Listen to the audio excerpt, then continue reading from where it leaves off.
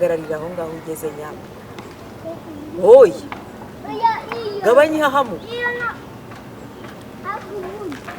yabanye nawe cyagihe ubyara wa mwana wawe akimara gufata ibyo abafilisitiya bararakaye bazura umugara umujinya urabarenga ngo barikusanya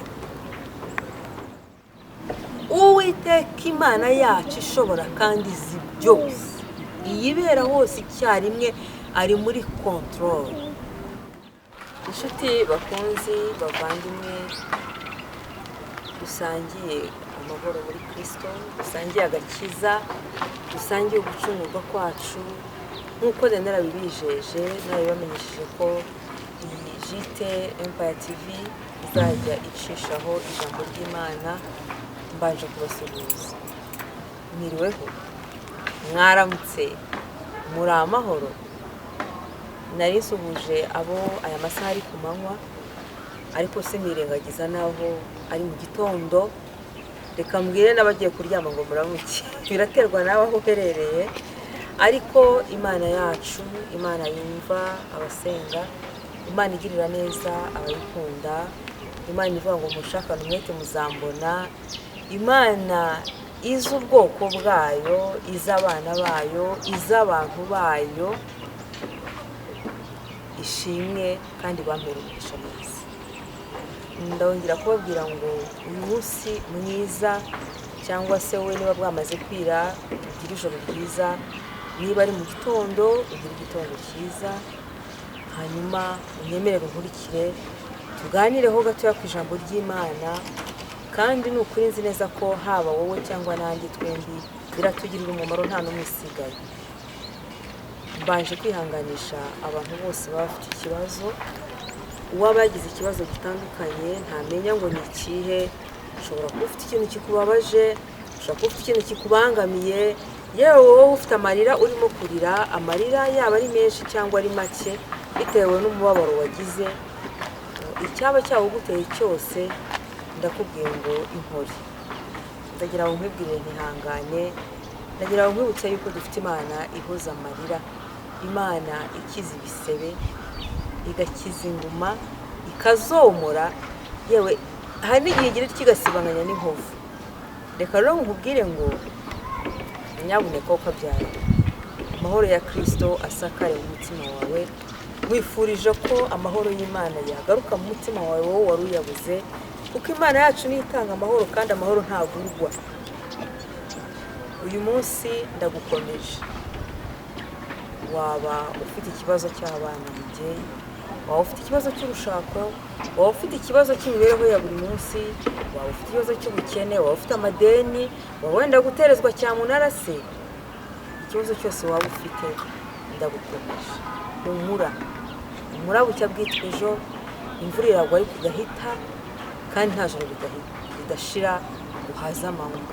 Uko byagenda kose aka kanya urimo gucamo gashobora kuba kubabaje nonaha, gashobora kuba guteye gucanganyukirwa, ariko bajya bavuga bamwe baravuga ngo ni ugucanganyukirwa.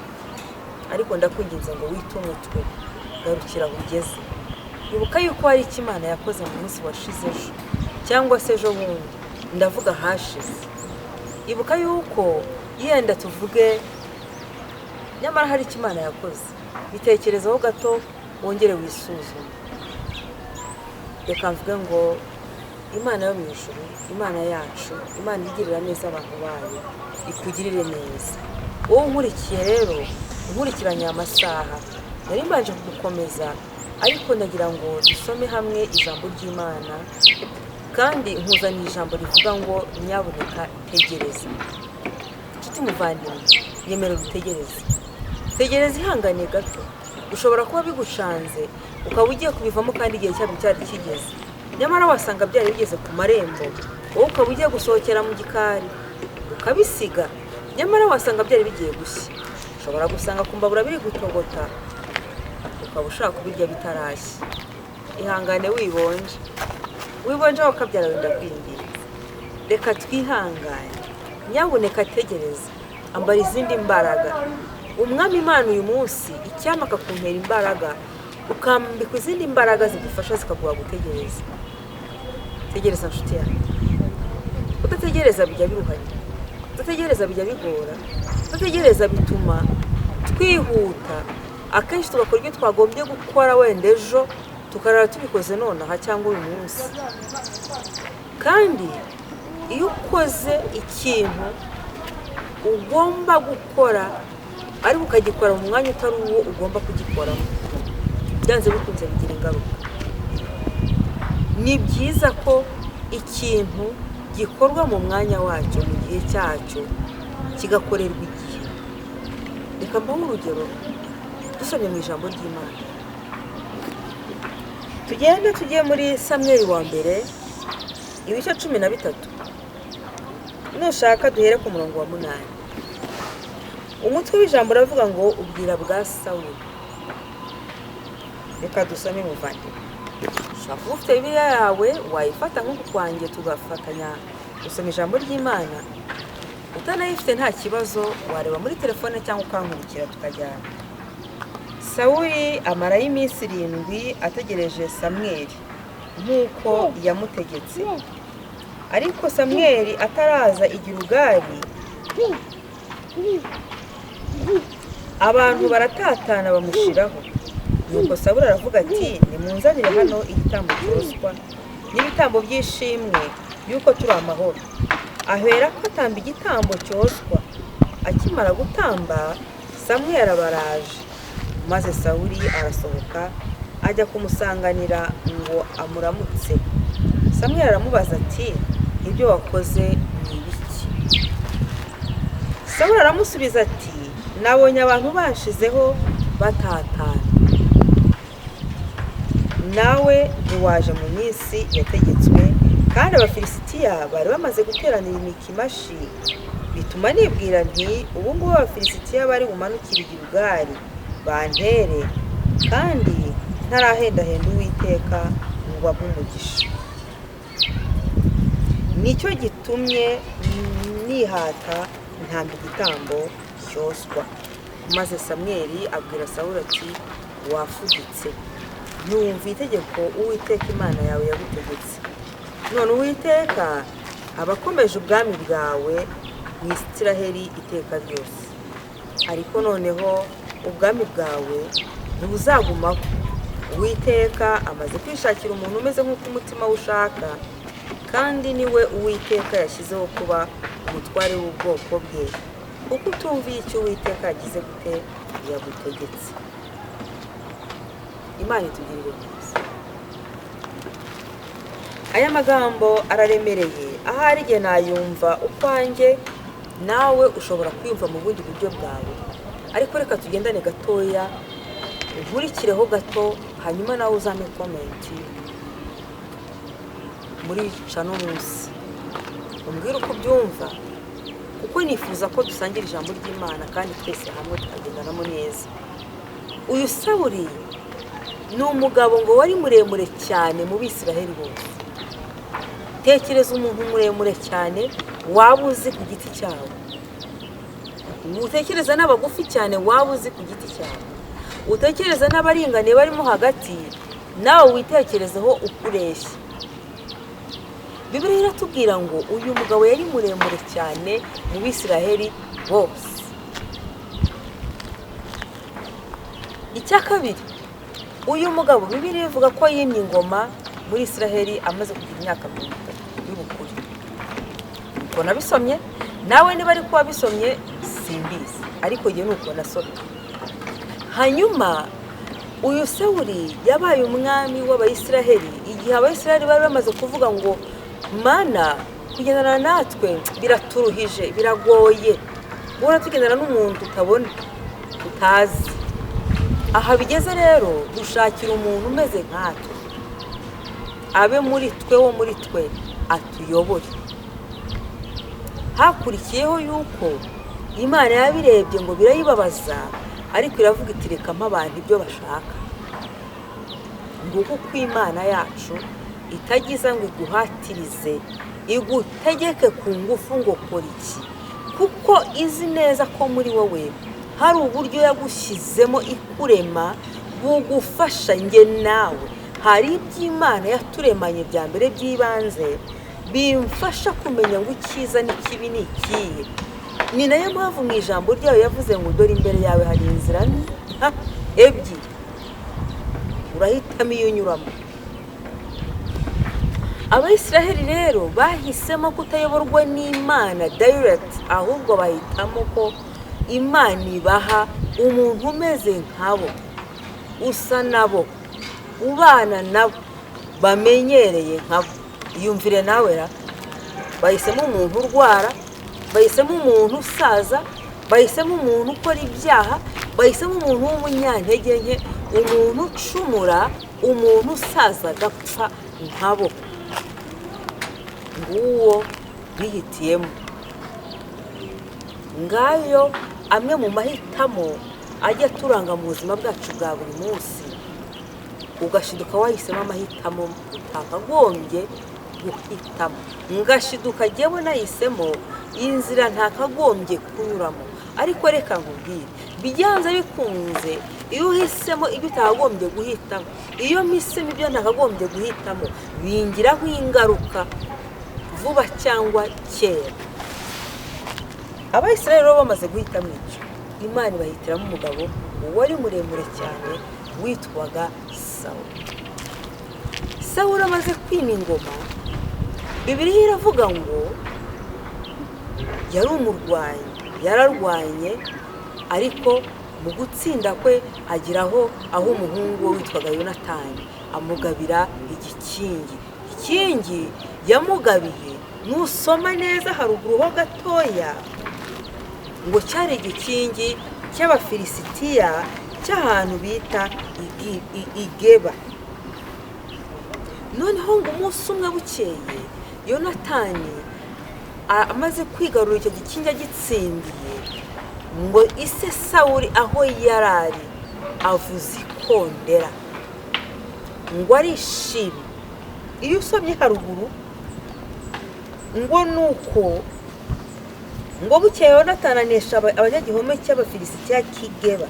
Abafilisitiya barabyumva, ngo hanyuma Sawuli avugisha ihembe mu gihugu cyose. Sawuli yabonye umuhungu we atsindiye igihome cy'Abafilisitiya, arahagarara ku karubanda neza, ntiyagira ubwoba, ngo afata ihembe ararivuza, avuza induru ati twatsinze. Ariko icyo atamenye ni iki, mu guhagarara afata ihembe avugira ku karubanda ngo twatsinze, yariho yikururira undi mujinya w'Abafilisitiya bari batsinze. Ese muvandimwe ngira, iyo ugize ikintu ukorerwa n'Imana, iyo ubonye igitangaza ubyitwaramo gute? Aho ntiwaba utekereza ko urugamba Imana ibigutsindiye Satani aba yishimye? Reka nkwibarize, umaze kumena amabanga angana iki mu migisha Imana yaguhaye? Ese mu kuyamena, nge nawe mu kuyamena, nanjye harayo namenyereye, si wowe ndiho ntunga urutoki gusa, twese tumaze kumena amabanga y'Imana angana iki? Ese koko karubanda twagiyeho tukafata ihembe, tukafata ikondera, tukavuga? Ubitekerezeho, nanjye nkomeze mbitekerezeho. Umunsi twabikoze, umunsi twimennye inda, umunsi twamennye ibanga, byari ngombwa ko turimena? Reka nkubaze ikindi kibazo nanjye nibaze, mu kurimena twari twikingiye, twari twiringiye iki? Twarebye imbere ingaruka ziri buvemo mu byo tumenya? Ugatekerezaho ku kantu kari agaciro. Ese Imana yakwemereye kuvuga ibintu? Hari ibintu Yesu yakoze akajya abwira ababikoreye, abo yahumuye, akambwira atumva ugenda ubika ibanga ntubivuge. Yesu yarazi impamvu yakubwiye ngo ubike ibanga. yari azi impamvu yabaga abwiye uriya muntu ngo ntubivuge. Kimwe mu mpamvu ikomeye yatumaga Yesu amubwira ngo ntubivuge, ntabwo ari uko yanga ko abantu basakaza ibyo yakoze nk'ibitangaza, ahubwo yabaga azi ingaruka zishobora kuba kuri uwo muntu uhise agenda akavuga ibyo bintu kandi atamaze kwitegura ingaruka ziri bumubeho uburyo ari buzitwaremo. Wiba nyabwanga, reka ne kuba nyabwanga. Nibyo pe, Imana iranyujije, irantabaye, yanyemereye ko mbivuga.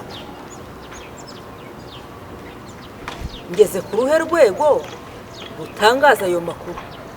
Yego, tuzabaho, ntituzapfa, tuzarama, kugira ngo dutangaze twamamaze imirimo myiza Uwiteka Imana yadukoreye. Ariko se turi kubikora n'ubwenge? Reka nikomereze. Mu matangazo turi gutanga turi kuyakora n'ubwenge? Turi kubivugira igihe gikwiriye? Turi kubibwira abagomba kubyumva? Haleluya, Imana ishimwe. Ntabwo mvuze ngo muhishe imirimo Imana yakoze, oya, ariko nujya kuyivuga utekereze kuri utwo tuntu mvuze.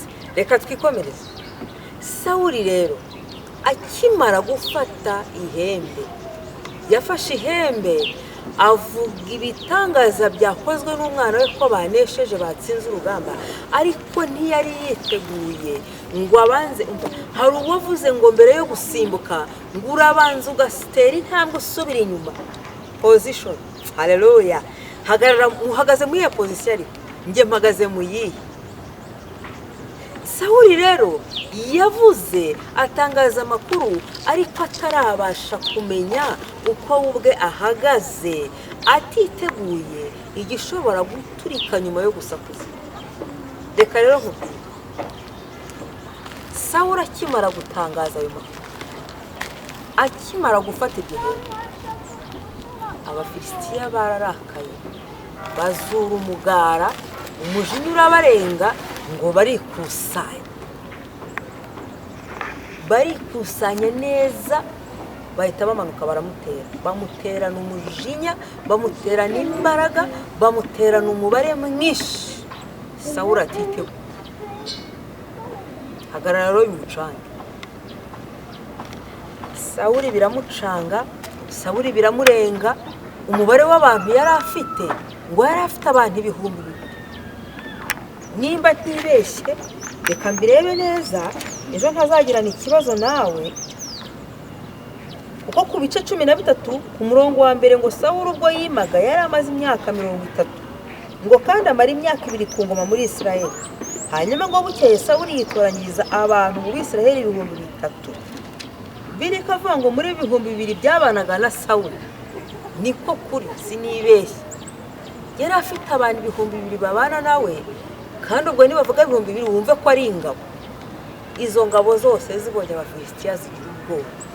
Bibiliya irambwira ngo byageze igihe abantu batangira guhunga, basumbirijwe babona ibintu bikomeye, batekereza guhunga, baravuga bati tuzashirira aha ngaha, kugeza igihe ngo Sawuli yibonye abantu barimo bamushiraho. Icyo yagombaga gukora niki?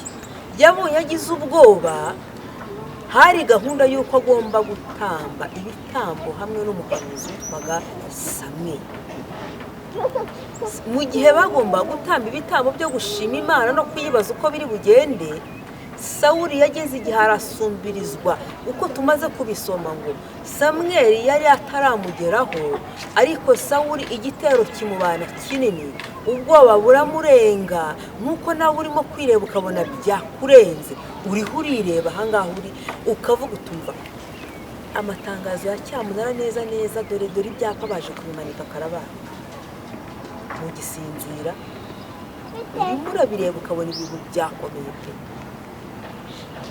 Iyi nzu ko nayubatse bingoye, nkaba narayubatse kuri credit, nkamaze kuyitangaho ibintu byinshi, none bikaba byakomeye nabuze uko nishyura aba bana ndabajyana. Mana Nyagasani, uyu mugore ndamujyana he? Ndabigenza ayiga Mana we, ubu mbigenze nte ko? uyu mukobwa ko namushatse ari mwiza, nkamushaka mbona nta kibazo kizaba, dore invitation twarazisohoye narakoye, ariko ndabona binyoroye burundu, ubu mbigenze nte? Uyu mwana ko yandembaye, uyu mwana nkaba naravuje ntako ntagize, dore amafaranga amaze kunshira, ndasimbuza ibitaro njya mu bindi, ubu koko mbigenze erega byakurenze. Uyu mugabo ko twabanye ko ntako ntagize, ko nabonaga ari muzima, ese ubu ndigitire ubu nkora iki Imana, nkora iki? Hagararira aho ngaho ugeze nyamba, oya gabanya ihahamu. Yabanye nawe cya gihe ubyara wa mwana wa mbere, ndagira ngo nkwibutse yuko igihe, haleluya, ya yindi yatumye twita abandi barabuze abana, yongera cyane, haleluya, imwe yatumye wiga. Erega hari abantu benshi cyane babuze uko biga kandi bari bafite n'ubwenge kukurusha. Uyu munsi bari gukora ibindi bintu bitandukanye nuko ufite ubwoba ko bari kwirukane mu kazi. Hagararira aho nyabo, wabaye uretse gato, wategereje gatoya, erega uracyari, kandi nubwo bimeze bityo wahamutse, ariko mu by'ukuri icyapa ntabwo bari baza gusoma, si byose ese urubanza ko bazarusomeje ufite ikihe kibazo? Wabaye utujeho gato, ninkubwira ngo ufite ikihe kibazo ntubyumve nabi, yewe ikibazo uragifite, ariko ntabwo biragera kuri finali. Imana yacu ishimwe. Sawuli abonye asumbirijwe ibintu bimeze nabi, agira ubwoba ngo ko abantu bariho bamushiraho, yiyemeza gukora icyo agomba gukora, ariko mu mwanya utari uwo agomba gukora. Imana itugirire neza, uretse gufata imyanzuro ipfuye, uretse guhubuka muvandimwe, uretse kuko nabyo nuhubuka bizakugiraho izindi ngaruka zitari nziza. Ihangane ugeze ku gupfa kandi ntabwo uri gupfa. Dore rero Sawuli ngo abonye bimucanze, yiyemeza gutamba igitambo atagombaga gutamba. Sawuli ntiyari afite uburenganzira bwo gutamba igitambo cyatangwaga n'abatambyi. Cyari uwo murimo ntiwari uwe, umurimo we wari uwo kuyobora nk'umwana. Wowe ibibazo byawe urimo urabikemura, agahinda kawe urimo uragashakira igisubizo gute hehe, mu yihe nzira, mu buhe buryo? Akimara gutanga igitambo Sawuli, Samweli barahageze. Waba urimo kwirukanka nyabuneka, hari ijambo nakoresha ndakubwira ngo ushobora gusiga umuntu arimo akomanga ku muryango azanye ibisubizo byawe, ugasohokera mu gikari, ubwo waba ukimubonye. Ibyo byabaye kuri Sawuli. Sawuli yamaze gutamba igitambo kubera ubwoba, Samweli aba ari bwahinje, haryo bwari hasigaye akantu kangana. Samweli yatambiye igitambo, yaraje asubirayo bataranatsindwa. Ariko uku kubanya bwangu mwaje tukakugabanya abavanye, nibyo pe biratugoye, nibyo pe amarira yabaye amarira, nibyo pe agahinda kabaye agahinda, ariko mbarira wumva ingaruka zamubaye. Uwiteka Imana uzi ibyo akora, akamenya neza uwo abikorera mu gihe agomba kubikoreramo yateguye. Arabizi ko bitarakererwa, arabizi kandi ko ataje azindutse, azi umwanya nyawo ukwiriye ari buziremo agakemura iki kibazo cyane. Haleluya. Reka mbisubiremo. Uwiteka Imana yacu ishobora kandi izi byose, iyibera hose icyarimwe, ari muri control ya buri situation, ya buri kibazo, ya buri kintu cyose cyaba kindemereye cyangwa kikuremereye, kingoye cyangwa kikugoye, kinduhije cyangwa kikuruhije. Ntatinda, ntakererwa, azi neza igihe agomba gukemura ikibazo mu mwanya wacyo n'uwo ari bugikemure uwo ari we. Reka dusigeho, sinikuyemo, ariko ndagira ngo dusubize umutima mu gitereko. Haleluya! Dusubize umutima mu gitereko. Imana yandemanye ibihaha, izi uburyo yabivura bigakira. Data wa twese afite pièce de rechange y'ibihaha byanjye n'ibyawe. Afite pièce de rechange y'umwijima wanjye n'uwawe. Ashobora kuwurema akawuhindura mu mushya. Niwe wakuvura icyo gifu urwaye, niwe wakemura ikibazo cy'amara ufite, niwe wasubiza ubwonko bwawe ku gihe. Haleluya! Akabusubiza ku murongo. Gabanya ihahamuka rero, nanjye ndigabanuka. Gabanya, reka twihanga. Biragoye pe, erega ndanakumva, ndakumva cyane, kuko hari wenda situwasiyo uri gucamo, wenda nanjye naba narayiciyemo simbizi. Ariko reka ngo ukomeze nkubwire ngo reka twe kumera nka Sawuli. Sawuli Imana yaramurebye iravuga iti uyu ubundi uyu nguyu arakibuka imbaraga zanjye, ubundi uyu nguyu azi ko ari jye wamwimitse, ubundi uyu nguyu azi neza ko ari njye ushobora byose. Ese azi ububasha mfite? Muvandimwe, Uwiteka Imana nyir'ingabo yaratubwiye ngo ni Imana ishobora byose. Ashobora byose, ashoboye byose. Igihe cyose atavuze ngo taha unyitabe, uzi wanjye uve mu bambaye umubiri,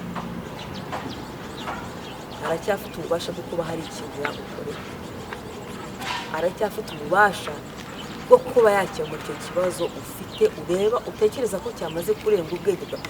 Yes, byarenze ubwenge bwawe, ariko ntabwo byarenze ubwenge bw'Imana.